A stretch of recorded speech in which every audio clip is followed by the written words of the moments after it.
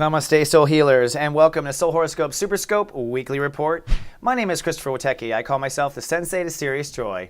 That's my new title for myself. I'm aiming for that in my heart. I figure that's why we came down to this darn planet, was to have some serious effing joy. How are you, Virgo, or Virgo Rising? I hope well. I know it's actually not too good. I'll tell you a little story. You know, I have this network called GA Venus where I live coach in the moment to people on their phones. And the Virgos, you can respond to the system. I got to say to the Virgos who are in the system one night, y'all are having a hard time. I know it. You're resisting. That's why. We're going to talk about that. It's the resistance that's so difficult. And this is really a profound moment to change your life. It's very quiet. It's very personal. It's very intimate. And that's the whole point of it. It's really where you protect yourself and don't protect yourself. And I think part of the reason why Virgos get that virgin quality or reputation is because you kind of like never let some parts of yourself ever out. Ever. Never. You'll go to the grave with it, right? And that's cool. I think that's fine. But I think that to some degree, you kind of like have these things in you that you just won't change, and it's so that you feel strong. But I think what's going to change is the way you feel strong. That's the whole point. So we're talking about the Step 11s. Those are Virgos and Virgo Risings, and people who identify with Earth in a very rich way. You all are changing or given the opportunity to step into kind of a cocoon right now and become a butterfly. If you want to step out of a lot of old comfort zones and step into new ones. And it's, as a fellow Earth sign, I'll just tell you, it's never fun to change. I don't like it either. I like things to go the way I want things to go. But also part of the fun of the Earth experiment is that things change. Like the wind. So what are you working on? You're working on the I protect state of awareness, your boundary consciousness. And before I even came back from this little hiatus, by the way, thanks for coming back. I was on a break myself, changing my own self. You were really setting aside some things that just can't happen anymore. So the universe always kind of sets up the lesson with what you won't do anymore. I won't do windows, I won't do this, I won't do that. That's the no's. The no's are always easier than the yeses, right? So you're going to go through the no's and change the no's. As we move into this week, you're going to move into what are the yeses? What are you going to say yes to? What are you going to trust and open up to?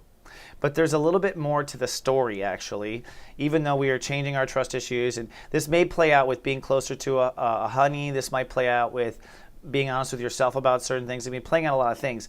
But what's definitely playing out is this graphic. It's called a Grand Cross. I got a head there with that other one. Whoopsie. And this Grand Cross is really what the bitch of the whole situation is. Now, of a lot of Virgos having issues with money, that's because it's directly tied to Uranus, which is the change of comfort zones. Mars is retrograde on the one hand, and that part of your life means that money, manifestation, production, creating is on hold for a while until May 20th. We'll talk about that. On the other side is Uranus there to screen left, and that is what we're going to talk about first. That is your trust and intimacy stuff. The truth is the universe is working on you actually rather delicately and slowly with this whole thing. It started in 2010.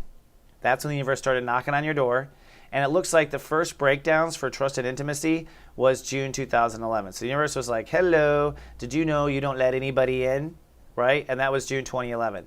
It's not till now, this year, April 2014, that I think Virgos are really considering getting truly close. There's other reasons for this, so I'll talk about it in a second. One of the other 4 points of that Grand Cross. However, I think this is the first opportunity to jump in the pool. I'll tell you this, if you do the work, it looks like it will pay off in February of next year. It looks like. No promises. Now here's what I was talking about earlier, the hard part, which is Mars. Mars retrograde, first of all, means that male energy on the Earth is retrograde, which means that you've got to really want it to get off the couch to do it. Nothing is inflated. There's no false energy. There's no false feather fluffing, I don't think. It's like you are just trying to show up for the real stuff. This, for you, is, of course, falling in the house of money and manifestation. So the truth of the matter is value is determined by boundaries.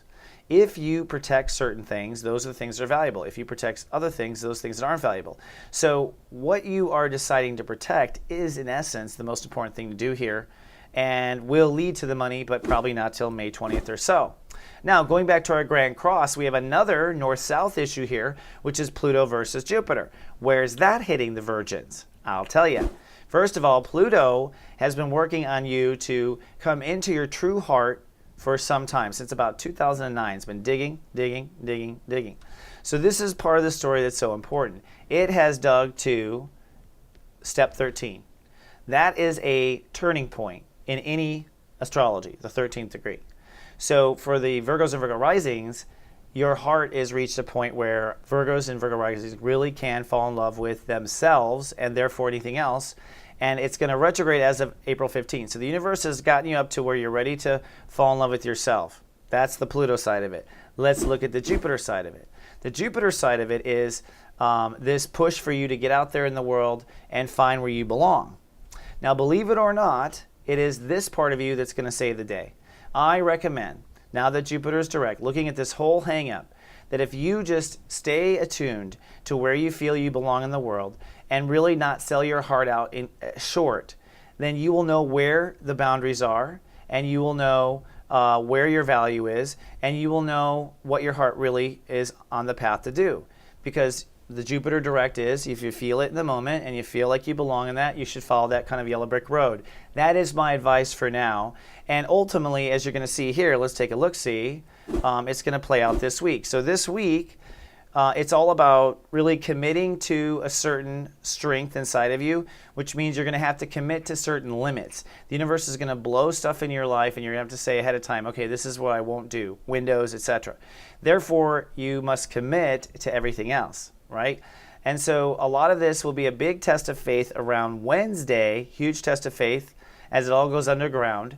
And so you're going to really have to stay committed to certain feelings and have no proof, probably till Friday, when the moon comes out in Virgo, Friday, and my next horoscope comes out Friday, and you will have a breakthrough and eureka moment, I believe. And that will happen somewhere around Saturday. So because you are trying to feel into a whole new paradigm here, this is totally you have to commit to a certain strength and a certain emotional tone inside of you and let the world swing around you. That's my advice. And I know that's not what you like to do, but I do believe it will turn out in your favor, as we will point out later. Now, for those of you who love like a Virgo, which are known as 11 VQs, the most complicated but most probably devoted lovers out there in the universe, I got great news for you. Venus, the ruling planet of love, is moving into Pisces, which means that the 11 VQs are officially going to be open for love business or doing a big love upgrade. We're going to be doing a lot of compassionate healing. So if you're single, you will likely be now moving into the currents of pulling relationships into your life. Even if you aren't single, you'll be pulling in greater relationships that are more compassionate to who you are into your work life, into your daily life. It is time for it to rain and bring some nice, loving, giving and receiving water to the 11 VQs and replenish their love life. So good news for y'all. Now, if you don't know your VQ, you can come on down to gavenus.me. We got a group of volunteers there that'll help you. Or come to gavenus.com, and I like coach in the moment on cell phones and help you there. Either way, we're here to help you love, and I'm excited. I mean, anyone out there who's looking for someone, they should find 11 VQ right now. Now, if you want to see how this whole month turns out, I've got a fabulous video. I've outdone myself here in this one. It is $13.95 for 30 minutes. It's got chapters in it. You can jump to the weeks. And I go deep in stuff I can't go into here on the weeklies. One, I talk in the lunar eclipse on the 15th. We got a solar eclipse on the 29th. That solar eclipse is going to hit you in a big belief change, by the way. And I've got a Uranus and Aries special that's going to tell you kind of like how long this trust intimacy thing goes. So it's well worth the price, plus there's a bonus file, all at soulmart.me. Much obliged. All right, my soul healers, that's all I have for this week. I'll be back in 7 days for a Friday Fabuloso. And until then, remember I love you and live, love, be.